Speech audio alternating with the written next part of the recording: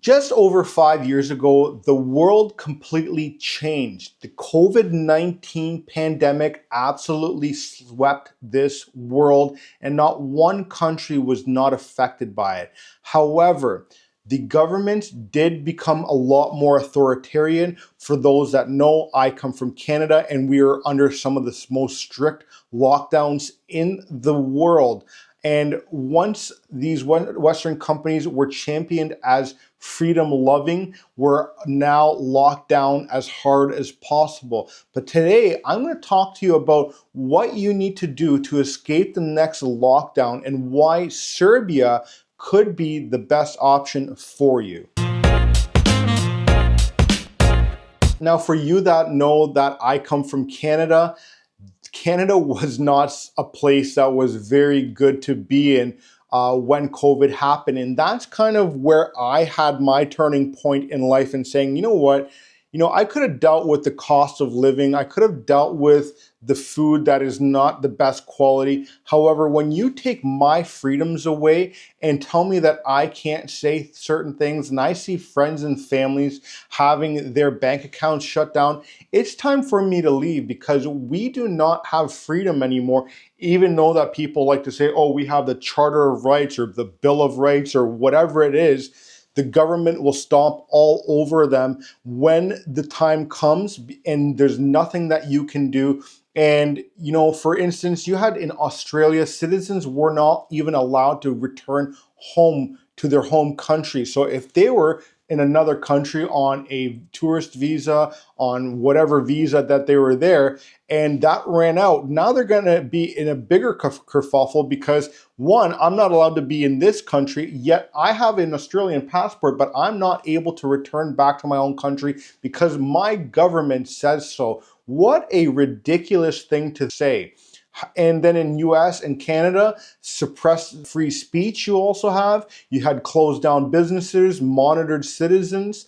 Now, for instance, because I was deemed an essential worker as an electrician, I was able to work. I even found some of my own work by flipping houses, which I'm not going to get into. That's for something that we can discuss when we have coffee together. However, you had people that were not able to donate money to the Freedom Convoy, right? You had a woman in British Columbia that donated $25 to the Freedom Convoy, had her bank account frozen, and then was not able to purchase diapers and formula for her daughter who was an infant, right? You had a woman in a wheelchair in Canada that was at the protest and trampled by horses.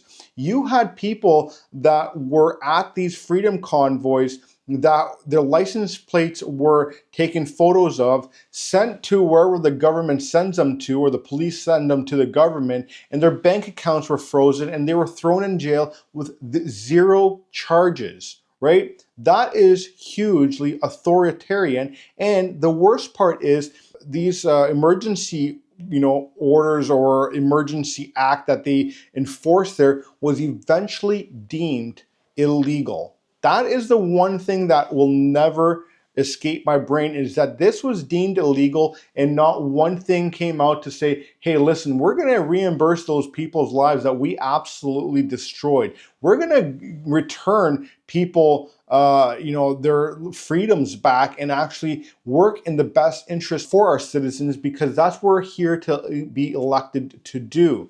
However, these legacy countries used the crisis to increase their control, and they were relentless on it, right? Especially when it came to the jab propaganda. You had the people that weren't doing it, demonized, but the people that were, going to go get their first and second booster, whatever it is, that they had their selfies taken and their little stupid patches or whatever it might be. And it was glorified as if you're doing something heroic by going to get a jab, which I'm not going to get into that. but you can kind of see where I'm coming from, is because it was not freedom of choice. It was freedom of do it or you're going to get demonized by not only the government, but your next door neighbor and even your family members. Now, Serbia was a little bit different. Now, Serbia did have hard or did they have brief curfews, but they did not have extreme lockdowns. Foreigners were still able to enter with residency and their property that they had here. The local culture emphasizes personal freedoms and common sense. And that's one thing that I always said is, listen, if this thing that's floating around supposedly is 99.7% survival rate without getting the thing in my arm, then why would I want to get the thing in my arm that is actually just brand new and not something that is actually you've been tested on like all the other vaccines that we have out on the markets these days? And so one thing that I love about Serbian people is that they can call BS when they see it, and they're not afraid to do it, which, you know, I absolutely love.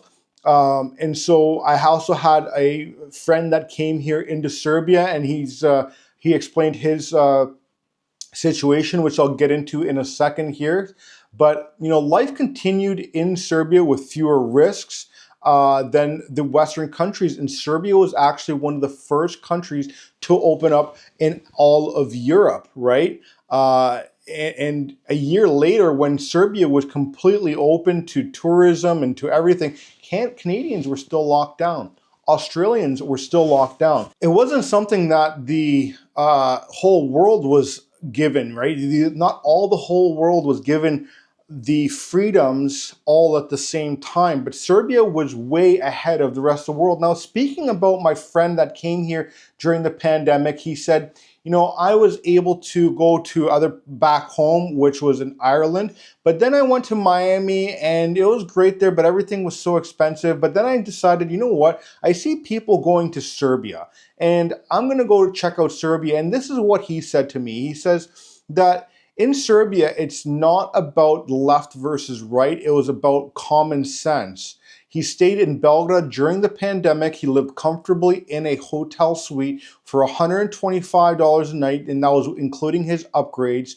Restaurants, shops, and parks were all more accessible than the Western countries, and Serbia felt calm and respectful, not oppressive. That is something that you have to look into as to when do you think this next pandemic is going to happen and where do you want to be? And now maybe Serbian citizenship is not something that is attainable to you because you're not able to get it through marriage or descent. That's something that we help you out with here in Relocation Serbia.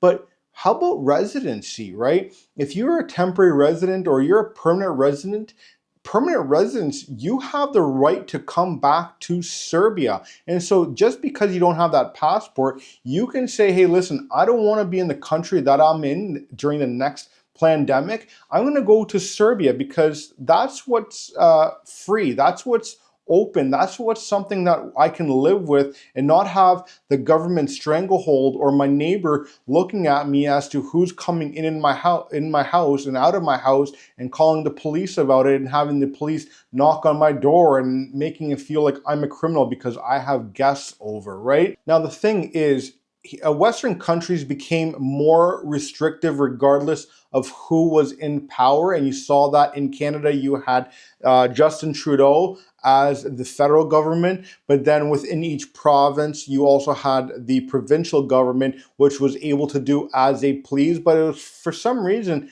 it all seemed to be the same thing, and even in the United States. But the thing is, in Serbian culture, values letting people live their lives is a huge thing. A lot of people are not going to be looking into your personal life unless you're acting a fool. But if you want to, you know, do whatever it is you want to do, no one's going to sit there and question you and say that's not safe or that's not safe. My big thing about masks, it would have been funny to see in Serbia, is how do people smoke their cigarettes while wearing a mask? It just doesn't happen, right? And then in Serbia, this is the one thing that I would love to say for a lot of things in Serbia, but during that time, and even my friend here confirms it, he says that there's a lot less bureaucracy, fewer rules, and more human connections. And that is huge. I don't see how COVID and the lockdowns could have really existed for much longer than it did here in Serbia, because we're a very interactive culture here. We're very much as a human connection, going out to the kafanas, having kids play with themselves, going to each other's houses, and sharing time with your family and friends and all that type of stuff. And if you try and restrict people here in Serbia or anywhere in Europe, for that matter, you're going to have something to discuss with the citizens, because what else are they going to do? That's what they know how to do in life. And so why Serbia makes more sense is that you can get a residence permit here, buy some property, and have that backup plan. I always said, you can stay in your home country, but at least have a plan B, right? If you want to spend 183 days here in Serbia and then go live somewhere else for the rest of the time, you can do so, all while remaining a temporary resident here. Once you obtain your permanent residency, then you have your permanent residency. And this is much easier to do if you own real estate rather than if you're going to be opening up a company, which is another pathway.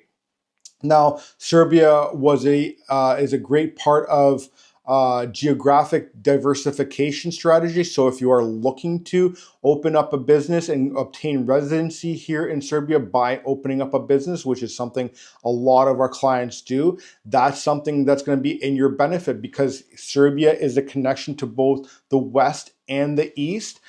They have a less aggressive government response during crisis, which means more freedom to you. And you can go to many YouTube channels and check out what people love about Serbia. And the biggest one that they say after food typically is freedom.